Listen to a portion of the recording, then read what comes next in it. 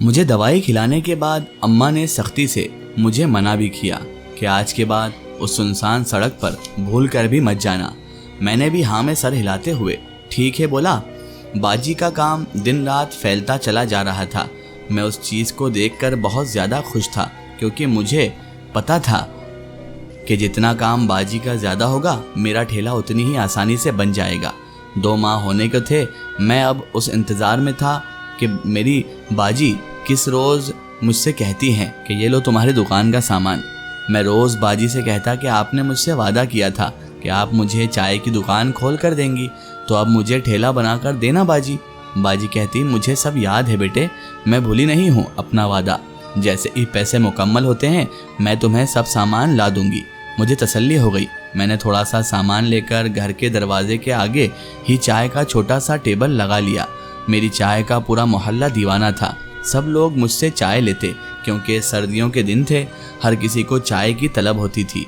मैंने छोटी सी जगह से ही 4 पैसे कमाना शुरू कर दिए। बाजी ने जब मेरा काम और मेहनत देखी तो बाजी के दिल में और जोश और जज्बात आया कि वो मुझे एक ठेला ही बनवा कर देंगी। आखिर वो दिन भी आ ही गया जिस दिन का मेरे दिल को बड़ी बेसब्री से इंतज़ार था, जिस दिन मेरे दिल की मुराद पूरी होने वाली थी। घर की चाय बना बना कर मैं बहुत ज़्यादा ट्रेन हो गया था।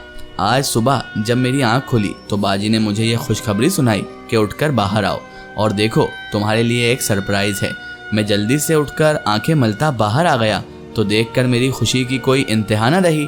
बाजी ने मेरे लिए एक ठेले का इंतज़ाम कर रखा था और साथ ही उस पर चाय के मुताबिक सारा सामान सेट कर दिया था। मैं बहुत ज़्यादा खुश हुआ। मैंने बाजी को भागकर गले लगा लिया और मुंह चूमकर शुक्रिया अदा किया और उनसे वादा किया कि मैं हमेशा मेहनत करके ही हलाल रोज़ी कमाऊंगा। बाजी मेरी बात सुनकर बहुत ज़्यादा खुशी हुई और आंखें आंसुओं से भर ली और मुझे साथ लगा के कहने लगी, तुम्हारी अभी उम्र नहीं है एहतिशाम इन मेहनत मजदूरियों की, लेकिन ये सिर्फ तुम्हारा और माँ की ज़िद की वजह से मैं लेकर आई हूँ। अगर मेरी बात होती तो मैं अभी भी इस हक़ में नहीं हूँ कि तुम कोई भी मेहनत मुशक्क़त वाला काम करो। मैंने बाजी के आंसू साफ करते हुए कहा, बाजी सर्दियों के दिन हैं और आपको तो पता ही है ना, छोटे से टेबल पर मेरी चाय कैसे बिकती थी। अब ये ठेला है तो देखना मेरी चाय हाथों हाथ कैसे बिकेगी। मैंने खुशी खुशी बिस्मिल्लाह पढ़कर ठेला बाहर निकाला और गली के कोने पर जाकर चाय बनाकर बेचने लगा। मेरी चाय बहुत बिकती थी।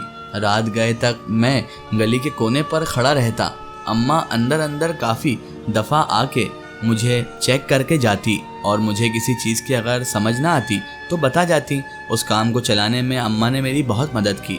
दिन से रात तक मैं चाय का ठेला लगाए बाहर खड़ा रहता और बहुत अच्छी कमाई करके रात को घर के अंदर जाता।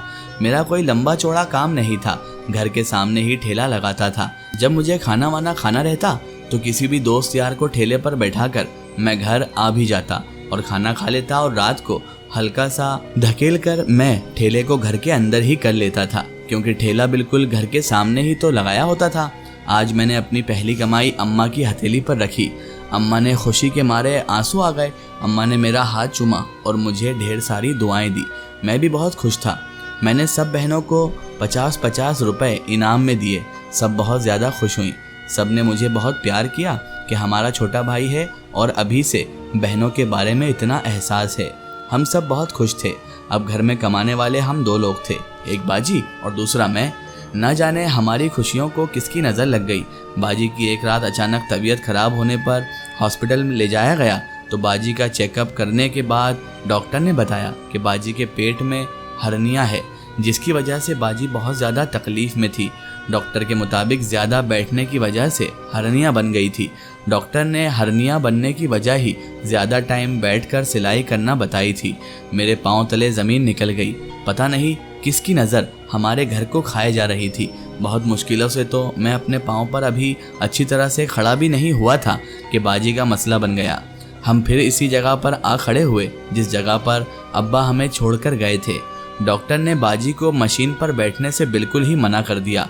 डॉक्टर का कहना था कि अगर आपको अपनी जान प्यारी है तो अब आप सिलाई का काम नहीं करेंगी, क्योंकि जब भी आप सिलाई का काम करेंगी ये हर्निया को फिर से जगह मिल जाएगी। हर्निया गोला सा बनकर ऐसे ही आपको तकलीफ़ में मुब्तला कर देगी।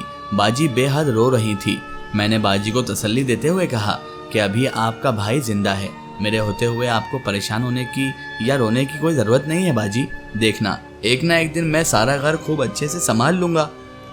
हम कम खा लेंगे, कम में गुजारा कर लेंगे, लेकिन एक दूसरे के दुख सुख में एक दूसरे का साथ कभी नहीं छोड़ेंगे। मेरे मासूम मुंह से निकली हुई ये बातें बाजी का दिल और ज़्यादा दुखा रही थी। बाजी मुझे प्यार करते हुए कहने लगी, हाय मैं सदके जाऊं मेरी नन्ही सी जान, अभी तो तुम्हारे खेलने कूदने के दिन हैं। हम लोगों ने तुम्हें किस मुसीबत में डाल दिया है। मैंने बाजी को प्यार करते हुए कहा कि क्या बहनें भी कभी भाइयों के लिए मुसीबतें हुई हैं? आप तो मेरी जान हैं, मेरी ज़िंदगी हैं, मेरे जीने का वाहिद मकसद आप सब लोग हैं। फिर क्यों ऐसा सोचती हैं? पहले आप कमाती थी और घर चलाती थी, अब मैं कमा कर घर चलाऊंगा। आपको परेशान होने की कोई ज़रूरत नहीं है। सर्दी का मौसम अपने उरूज पर था। ठंड ज़्यादा बढ़ने की वजह से लोगों की चाय के लिए डिमांड भी बहुत ज़्यादा थी। मैंने पहले सोचा कि मैं शहर के मशहूर बाज़ार में अपना ठेला ले जाऊं, लेकिन मेरे मोहल्ले वाले ही मुझे यहाँ से ठेला हिलाने नहीं देते थे, क्योंकि सर्दियों का मौसम था और बहुत ज़्यादा ठंड पड़ रही थी, जिसकी वजह से लोगों को चाय की तलब होती थी और गैस भी वक्तन फ़वक्तन आती जाती रहती थी। इसलिए मेरी चाय सबके लिए एक दवा का काम करती थी। बहुत से मोहल्ले के लोग ऐसे थे जो 3 टाइम चाय नहीं पीते थे तो उनके सर का दर्द शुरू हो जाता था। यही वजह थी कि मोहल्ले वाले मुझे यहाँ से हिलने नहीं देते थे। मेरी अच्छी खासी कमाई यहीं पर हो रही थी। मुझे बाहर जाने का अभी कोई फ़ायदा नहीं था, क्योंकि जब घर के पास ही अच्छी कमाई हो जाती थी तो फिर दूर जाकर टांगे दुखाने का क्या फ़ायदा। लेकिन मैं ज़्यादा से ज़्यादा कमाना चाहता था, अखराजात घर के पूरा करना चाहता था। मैं चाहता था कि मैं इस ठेले से अपनी ज़ाती दुकान बना लूं, और वो तभी मुमकिन था जब मेरी कमाई ज़्यादा होती। मैंने अम्मा से और बाजी से मशवरा करके दिन के वक्त बाज़ार में ठेला लगाने का सोचा और शाम से लेकर रात तक अपने मोहल्ले में ठेला लगाने का सोचा। अम्मा बाजी को मेरा यह मशवरा बहुत पसंद आया, लेकिन बाजी मुझे बाज़ार भेजने से डरती थी। मैंने बाजी को कैसे भी करके मना लिया था, क्योंकि उस वक्त हमारे घर की ज़रूरतें सिर्फ पैसा ही थी। मकान मालिक तो 1 से 2 तारीख नहीं होने देता था, वो तो सीधा आकर दरवाजे पर बैठना शुरू कर देता था।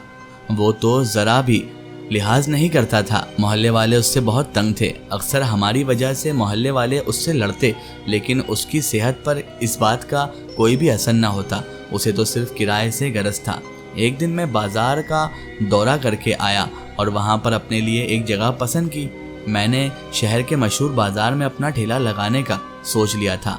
मैंने ऐसा ही किया। ठेला लेकर दिन के वक्त मैं बाज़ार की तरफ निकल पड़ा। बाज़ार के बीच में अपना ठेला ले जाकर लगा दिया और वहाँ काम करना शुरू कर दिया।